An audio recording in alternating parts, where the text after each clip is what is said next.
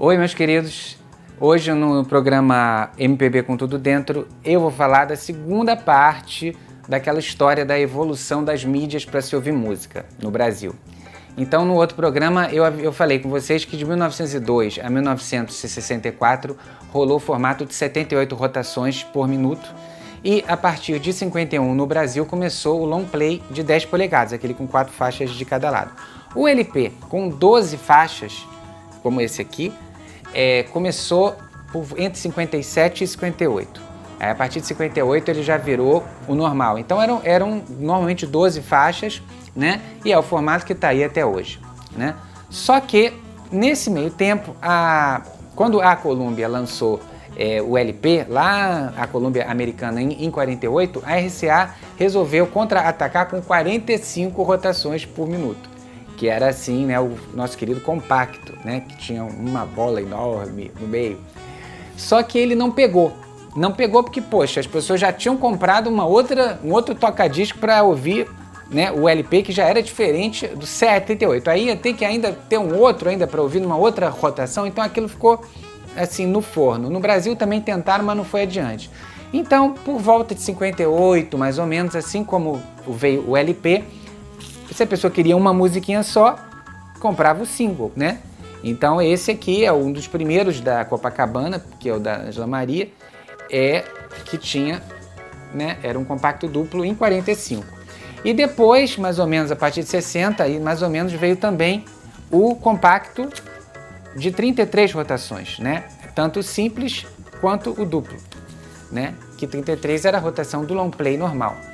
Bom, aí o que teve de novidade depois dos anos 60, assim, em termos, né, de mídia?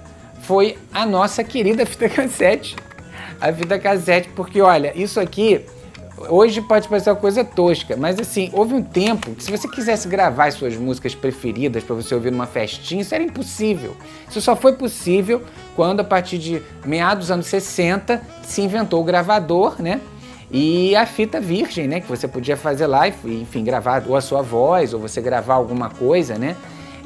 E também as gravadoras começaram a lançar simultaneamente, a partir do final dos anos 60, os LPs também em mini cassete, que eram essas fitas aqui. Bom, aí passou durante toda a década de 70, normal, isso aqui. Aí nos anos 80 é que veio a nova revolução. Primeiro, que os compactos a partir de 86 acabaram dando espaço ao disco mix, que antes só havia no meio dos DJs, que era esse disco aqui também, com uma faixa só de cada lado, né, que tinha uma prensagem melhor, né, que era uma música só, quer dizer, num espaço que tinham 6 faixas, você colocava uma faixa só, então o som era muito melhor, né. E esse aqui eu tenho até a honra de ter autografado pelo nosso querido Tim Maia. Daí veio o CD, o Compact Disc. E o primeiro álbum lançado nesse formato de um artista brasileiro foi da Elba Ramalho no Japão em 84. É que a Elba, que estava no auge da carreira nesse tempo, foi fazer uma turnê por lá, daí lançaram seu disco Coração Brasileiro numa pequena tiragem no mercado deles. Mas por aqui ninguém nunca viu isso nessa época, porque ninguém tinha nem ideia do que era CD. Depois, em 85, a Nara Leão, musa da Bossa Nova, foi com o Roberto Menescal pela primeira vez também ao Japão para lançar um CD que fizeram juntos. Chegando lá, foram convidados para gravar um outro disco com 16 bossas que se chamou Garota de Ipanema. Então esse foi o primeiro álbum gravado por artistas brasileiros para ser um CD, mas eles nem sabiam disso quando estavam gravando, porque naquela altura realmente o CD era uma realidade muito distante da gente.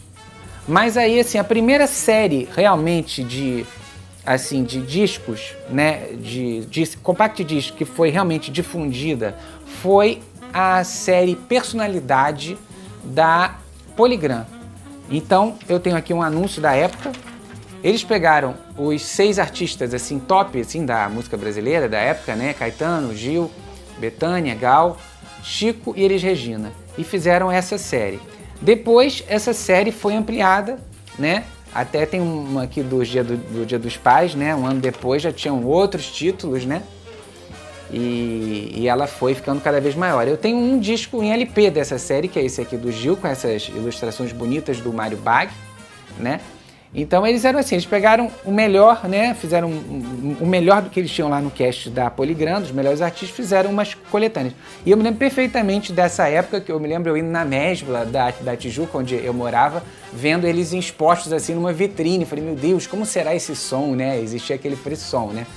Mas assim como o 78 Rotações ficou até 64 junto com os LPs, né? Que começaram em 51 no Brasil, o CD também ele não desbancou o LP, né?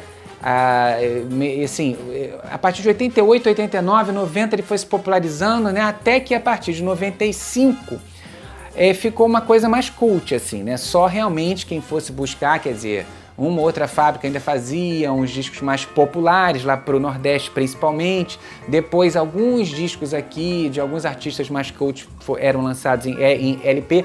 Mas a partir de 93, mais ou menos, aí realmente o pessoal já comprava direto CD na loja, né? E o primeiro CD, os primeiros que eu comprei, gente, olha que legal, foi, eu me lembro bem, foi a Arte de Tom Jobim, foi essa coletânea aqui, foi em 88, os primeiros que eu comprei. E o melhor de Sandra de Sá, que tava estouradaça nessa época com Eu Não Tô Aqui Pra Sofrer, Bye Bye Tristeza. Esses foram os meus primeiros discos. Agora, o primeiro CD fetiche, que realmente, assim, vendeu muito na época, foi, assim, um estouro, foi o primeiro disco da Marisa Monte, de 88, que saiu em CD até com uma faixa a mais. I Heard It Through the Grapevine era uma música que só tinha aqui no CD da Marisa.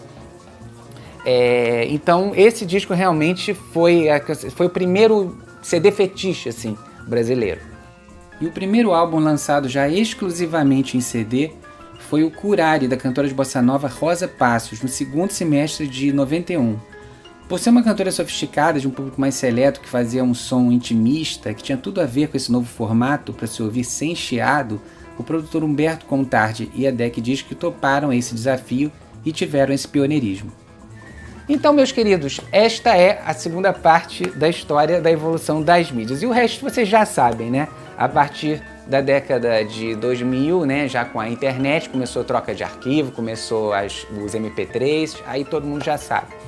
Então, se vocês gostaram, dê um clique aqui para assinar o canal e compartilhem para a gente continuar botando para frente aí essa música brasileira, essa nossa história tão bacana e tão rica, não é?